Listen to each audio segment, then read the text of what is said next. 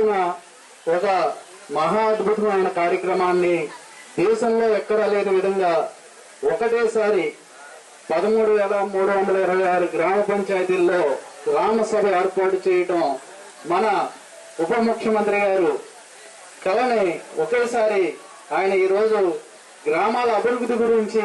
గ్రామ సభలు ఏర్పాటు చేయటం, అలాగే ఈ గ్రామంలో ఎక్కడా కూడా రాజకీయాలకు కానీ వ్యక్తిగతంగా కానీ తావు లేకుండా గ్రామాల అభివృద్ధికే మీరందరూ కూడా కలిసి కట్టుకుని మన గ్రామం అభివృద్ధి చెందాలంటే ఏం చేయాలని ఆలోచించే విధంగా మన గ్రామంలో మంచినీటి కొరత ఉంటే మంచినీటి సమస్యను ఎలా తీర్చుకోవాలో, మీకు ఎక్కడెక్కడైనా సమస్య ఉంటే ఆ సమస్యని మీరు తెలియజేస్తారని, అలాగే మనకి సీసీ రోడ్లు కానీ డ్రైన్లు కానీ ఏదైనా అవసరం ఉంటే ప్రతిదీ కూడా ఒక విన్నతి పత్రం ద్వారా ఇక్కడ అధికారులు అందరూ ఉన్నారు, వాళ్ళందరికీ కూడా ఏ సమస్య ఉన్నా సరే గ్రామంలో మీరు అన్ని కూడా తెలియజేస్తే ఆ సమస్యలపై తీర్చేందుకు ఈ ప్రజాప్రభుత్వం రెడీగా ఉందని మీ అందరికీ కూడా తెలియజేసుకుంటూ, మనకి ఎందుకంటే గత ప్రభుత్వంలో పంచాయతీలని నిర్వీర్యం చేసి పంచాయతీలకు ఎక్కడ కూడా అధికారాలు లేకుండా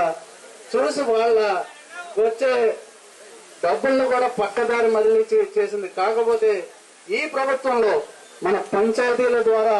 అభివృద్ధి చెందించి ప్రజలను కూడా అందులో కలుపుకొని పరిపాలన సాగించాలనే ఉద్దేశంతో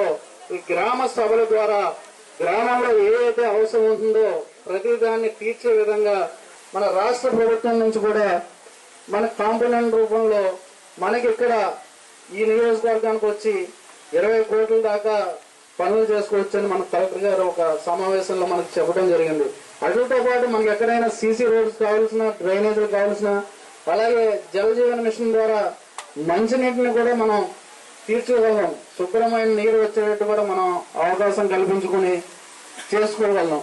అలాగే ఇంకా మీరు ఏదైనా ఉన్నా ఇక్కడ అధికారులు ఇక్కడే ఉంటారో, మేము వేరే కార్యక్రమానికి వెళ్ళవలసి ఉంది కాబట్టి మీరు ఏదైనా సరే ఒక పేపర్ రూపంలో మీరు విన్నతి పత్రం ఇస్తే ప్రతి దాన్ని కూడా పరిష్కరించడం అట్లా ఉంది. మరిన్ని వీడియోస్ కోసం ఛానల్ ని సబ్స్క్రైబ్ చేయండి, లేటెస్ట్ అప్డేట్స్ కోసం వాట్సాప్ ఛానల్ ని ఫాలో చేయండి అండ్ లింక్ డిస్క్రిప్షన్ లో ఉంది.